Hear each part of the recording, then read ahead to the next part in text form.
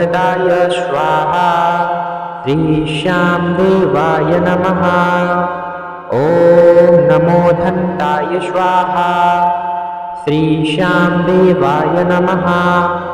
ॐ नमो धनदाय स्वाहा श्रीशां देवाय नमः। ॐ नमो धनदाय स्वाहा श्रीशां देवाय नमः। ॐ नमो धनदाय स्वाहा श्रीशां देवाय नमः।